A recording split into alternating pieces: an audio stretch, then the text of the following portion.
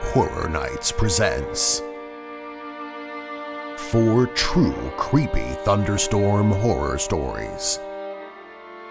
Number 4. The Tampa Storm Slayer.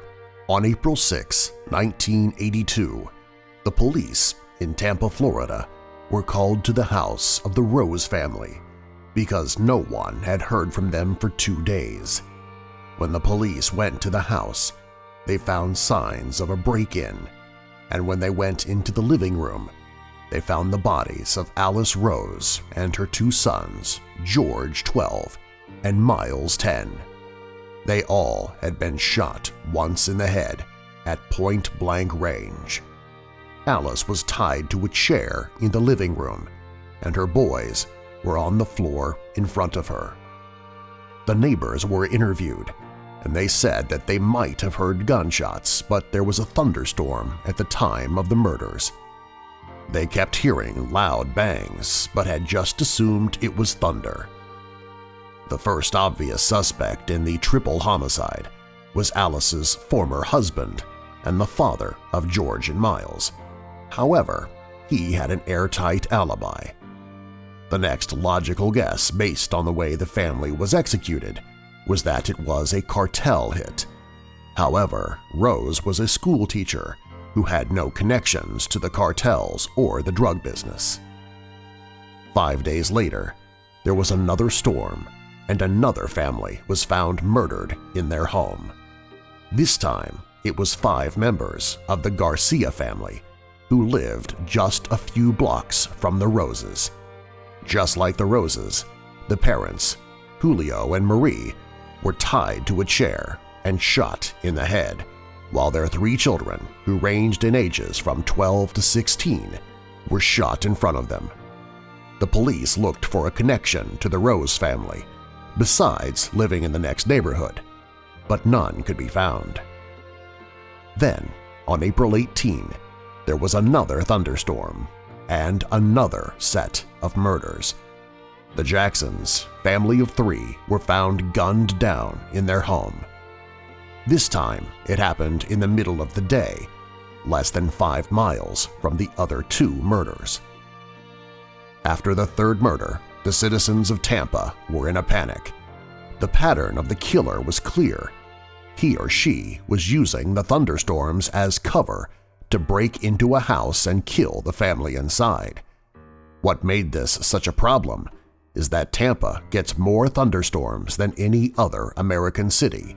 Usually, they have more than 80 every year. During the next storm, which happened the night after the Jackson murder, the police set up checkpoints on the roads, despite the danger of being outside during a thunderstorm. However, this didn't stop the killer.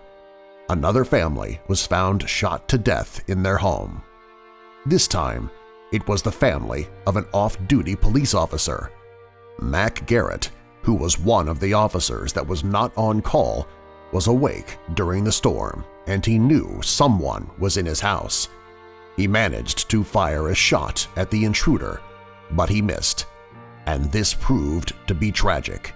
The intruder returned fire and shot Garrett once in the head, and then he or she rounded up Garrett's wife and daughter for their usual ritual.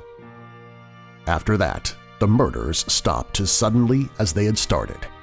But for months afterwards, the citizens of Tampa became terrified any time there was a thunderstorm. In the ensuing years, the police have never been able to find who was responsible. What they do know is that just 1 gun was used in all the murders, and there was only 1 set of dirty shoe prints found in the house, so they believe that 1 person was responsible. Their whereabouts today are still unknown. Number 3. The Woman in the Field. On June 1, 1967, the police were called out to a farmer's field just outside of New Orleans, Louisiana. In the field, there was the dead body of a woman. Her wrists and her ankles were handcuffed to cinder blocks, and she was stretched out like she was on a medieval rack. Using a very sharp knife, someone or someones had carved pentagrams on her forehead, the palms of her hands, and the soles of her feet. Finally, her midsection was burned so badly that her body was cut in two. The body was sent for an autopsy, and they concluded that the woman had been burned by electricity. The coroner said that if he had to guess, he would say that the person was struck by a bolt of lightning. But it must have been a massive strike, because people's bodies aren't usually cut in half by lightning. Usually, the lightning just gives people heart attacks and burns the skin. At most, their clothes and hair might catch fire. However, the woman looked like she had been run over by a train. The police were not able to identify the woman, but what they did know is that on the night of the woman's death, there was a massive thunderstorm in the area. The police also found that, based on the way the plants were trampled down in the field, that a group of people surrounded the woman when she was struck by lightning. How they knew that the lightning would strike at that place at that very time is as big of a mystery as to who brought her out to the field. Number 2. The minister who went to hell. In 1901, Cornelius Bristow was 12 years old, and when he walked out of his church in Gunnersville, Alabama, he was struck by lightning. He miraculously survived, but he was left with intense scarring on his chest called Lichtenberg figures, which look like branching tree limbs. After he recovered, he said that when he was struck by lightning that he saw the fires of hell. He said that he's convinced that is where his soul was transported when the lightning entered his body. While Cornelius was a Christian before the lightning strike, he immersed himself in it afterwards. As he sat in the hospital, he started to read the Bible fervently. After he got out, he decided to devote his life to Christianity and threw himself into his Bible studies. That wasn't the only change that Cornelius went through. He was no longer a happy child. He developed violent mood swings and an awful temper. He also suffered terrible tremors and had chronic pain. He would tell people that they were his souvenirs from his trip to hell. When he was 18, he constructed his own church where he would preach. He was a charismatic fire and brimstone type of preacher who used his own experience of being hit by lightning as proof that there was a hell.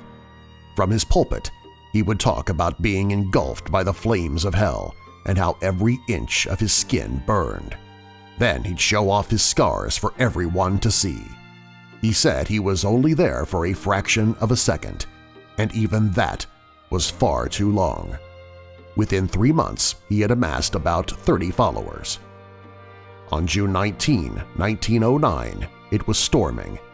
Things were getting really bad, and Cornelius ordered that the door to the church should be locked and the windows shuttered. Suddenly, there was a loud boom. The whole church shook, and suddenly it caught fire. It spread quickly, and the congregation stampeded toward the locked door.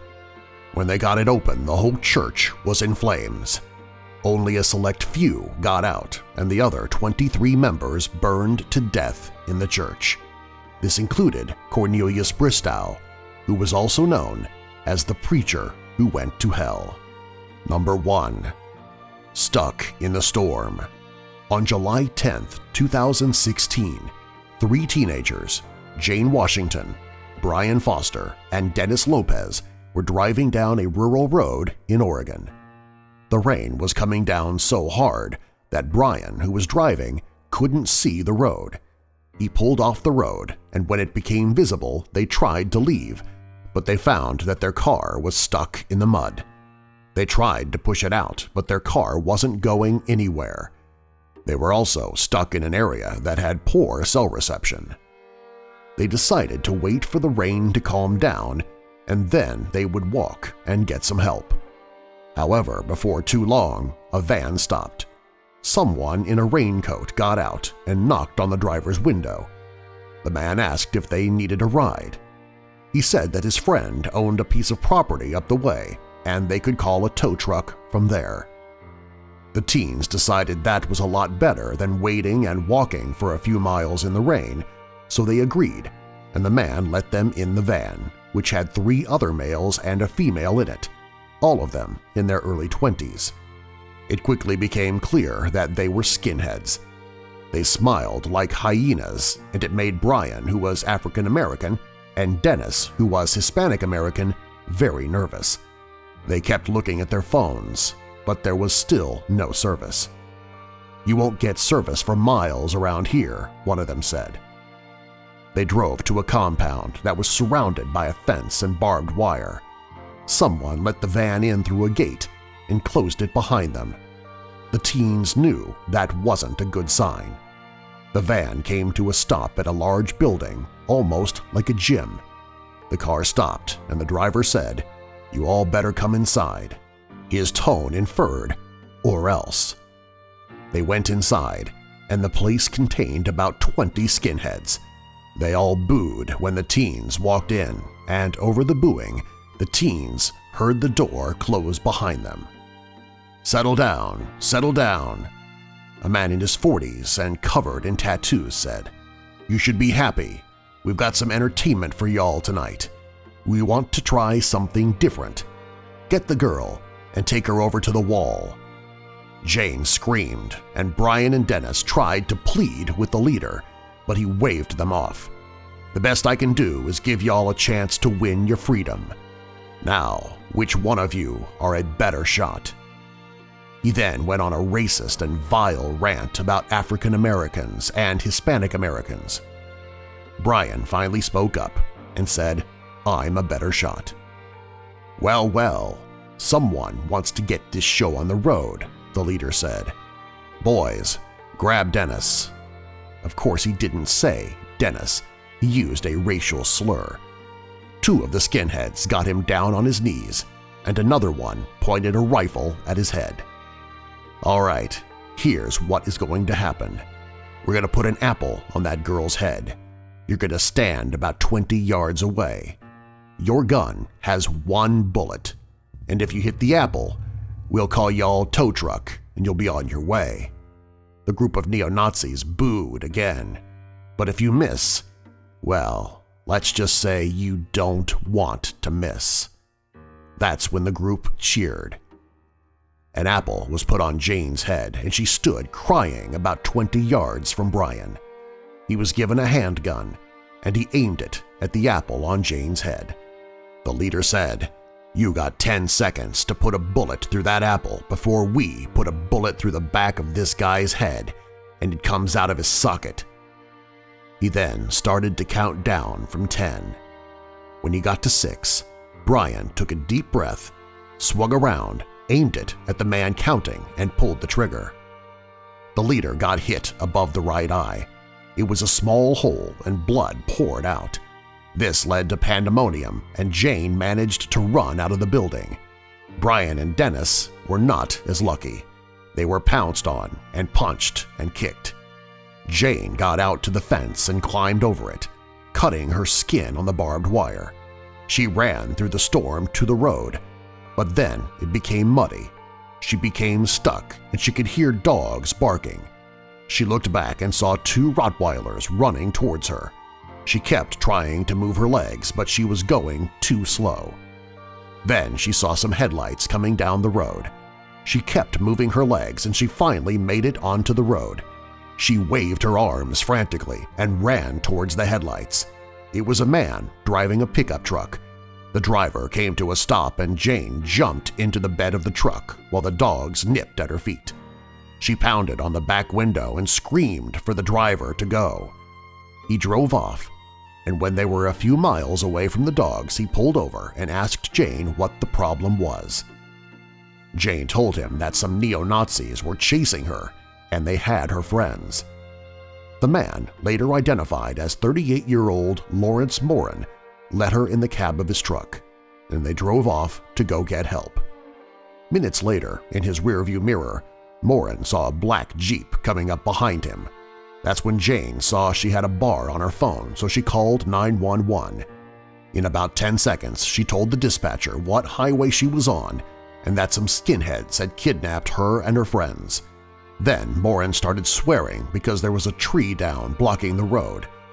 Then there was some shouting, and the phone went dead. The police went to the compound, but they couldn't find the 3 teenagers or Morin. They did find traces of blood, but it was tested and it belonged to 44-year-old Benjamin Smith, who had been in and out of prison his whole life and was the leader of the gang of white supremacists. Since Smith couldn't be found either, the police searched the compound and made several arrests. They got one of the gang members, Paul Murphy, to turn against the rest of the 5 people convicted in the kidnapping of the 3 teenagers and Morin. However, since their bodies couldn't be found, no one was charged with their murders. According to the FBI, the gang is still in operation in the same compound. Subscribe for more.